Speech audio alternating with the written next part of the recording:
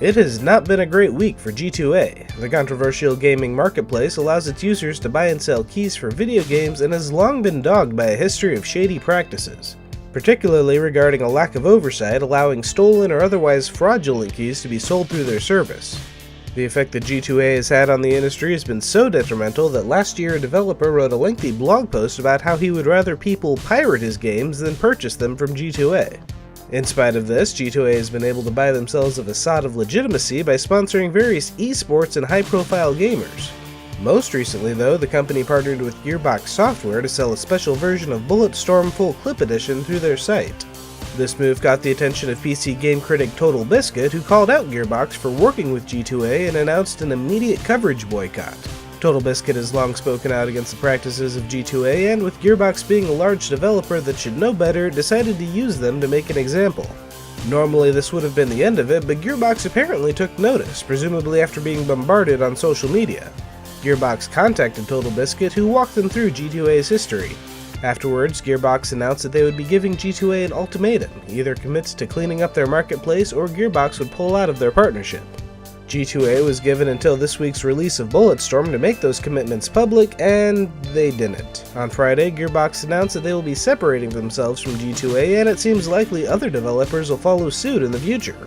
And speaking of criminal behavior, hitting theaters this week we have The Fate of the Furious, which may or may not actually star Vin Diesel. IMDb has him 4th down in the billing. It looks like Dwayne Johnson's taking center stage in this latest display of driving porn.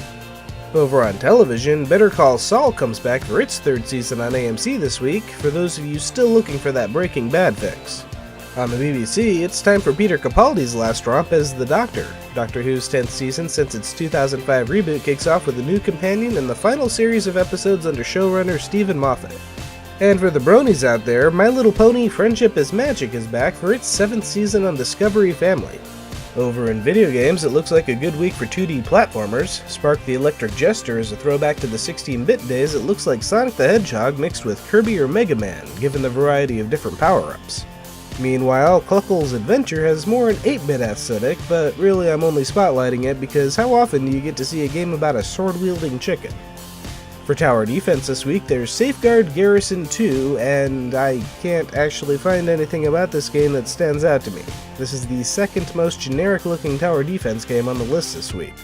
Thankfully, there's Endless Horde, which may not technically be a tower defense game, but I'll bet most of the same principles apply. This game has you deploying forces and setting up traps against waves of zombies. Definitely up my alley. And for more strategic gameplay, Shock Tactics is, well, it's Discount XCOM, or maybe you could call it Streamlined XCOM. Either way, hopefully it doesn't have as much RNG bullshit as XCOM. Going back to 2D games, I considered giving A Rose in the Twilight a pass this week simply because the trailer barely shows any gameplay at all, but the art style alone made it impossible to pass up. Hopefully the level of effort put into the art matches the effort put into the game itself. Next up, Cosmic Star Heroine is a new old-school RPG from the creators of Cthulhu Saves the World. Drawing inspiration from Chrono Trigger, this is almost certainly where you want to go for your JRPG fix. And speaking of retro throwbacks, Yooka-Laylee also releases this week. Developed by former Rare developers, this spiritual successor to Banjo-Kazooie is getting middling reviews and courted unnecessary controversy, but if you really want an N64-era 3D platformer, this will be your best option until the new Mario game hits the Switch. Then there's Cyborg Tower Defense. This is the most generic looking tower defense game on the list this week. And finally, GoBlock's Impossible Medley. The Impossible game isn't really my cup of tea, but adding local co-op definitely makes things more appealing.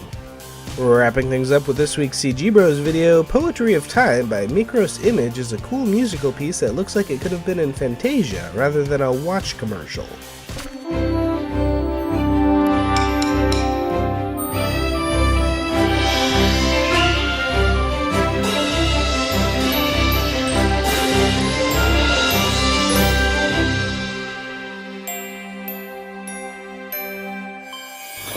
And that leaves us with this week's awesome video, XMen Nightcrawler Cat by Kaipotainment, showing us yet another mutant cat in action. Oh, not again! Oh god! Oh no. Hey, have you seen Nightcrawler? Oh, there you are. Come on. Look. No. That's everything for this week, so what's your take on the G2A situation? Let me know in the comments. Be sure to like and subscribe, pass this video around to your friends, and have a great week!